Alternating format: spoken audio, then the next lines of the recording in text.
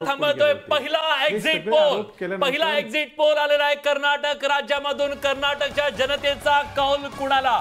कारण कर्नाटक हे दक्षिणेतलं सगळ्यात महत्त्वाचं राज्य होतं आणि या राज्यामध्ये 2019 मध्ये भाजपला मोठा विजय मिळालेला होता। पण आता इथं भाजपला 21 ते 24 जागा मिळण्याचा अंदाज आहे। 21 ते 24 जागा मिळण्याचा अंदाज वर्तवला जातोय। आपण जर पाहिलं तर 21 ते 24 जागा मिळण्याचा अंदाज जो आहे तो कर्नाटकच्या संदर्भात या ठिकाणी वर्तवला जातोय। कर्नाटकमध्ये एकूण 28 जागा आहेत आणि 28 जागांपैकी जर आपण पाहिलं भाजपला जर 21 ते 24 जागा मिळत असतील तर अर्थात भाजपसाठी हा आत्ता या क्षणी आलेला पहिला कौल कर्नाटकचा खास करून तो मोठाच म्हणता येईल।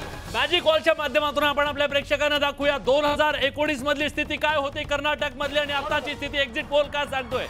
2019 मध्ये भाजपला 26 जागा मिळालेल्या होत्या। 2026 मध्ये 61.4% इतकी मतं मिळालेली होती। कर्नाटकमध्ये काँग्रेसला केवळ 1 जागा मिळालेली होती, पण त्याच्यानंतर सत्तांतर झालेल्या कर्नाटकमध्ये काँग्रेसची सत्ता आहे आणि यावेळेस भाजपला मोठा फटका बसेल असं सांगितलं जात होतं। पण जे आकडे येत आहेत 21 ते 24 याचा अर्थ जे अपेक्षा होती की भाजपला खूप मोठं डॅमेज होतंय तर ते डॅमेज होताना दिसत नाहीये। एनडीएला तिथं देवेगौडांना सोबत घेतलं।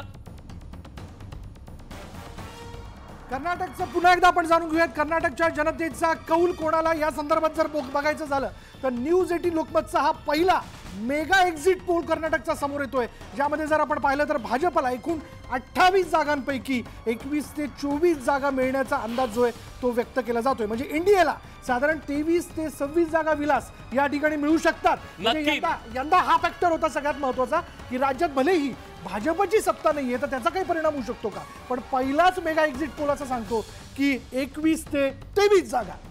ज्या कर्नाटक राज्यानं काँग्रेसला प्रचंड बहुमत दिलं, भाजपला सत्तेतून बाहेर काढलं, त्या कर्नाटकमध्ये काय झालं आपण बघतोय। कर्नाटकचा भाजपच्या बाजूने जातोय। आंध्र प्रदेशचा मेगा एक्झिट पोल आलाय। आंध्र प्रदेशमध्ये काय होणार आहे?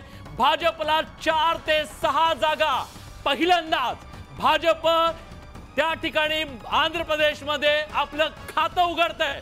0 जागा जिथं भाजपला होत्या।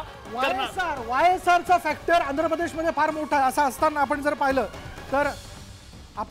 तर आंध्र प्रदेशचा मेगा एक्झिट पोल दुसरा मेगा एक्झिट पोल जो आहे तो या ठिकाणी जो आकडा येताना दिसतोय भाजपला चंद्रबाबू नायडू यांच्या सोबत जाण्याचा जो त्यांचा निर्णय होता तो यशस्वी होताना दिसतोय आणि एनडीएला एका बाजूला कर्नाटकमध्ये पहिल्यांदा मोठा फटका बसताना नाहीये तर पुन्हा ती पुनरावृत्ती एका बाजूला।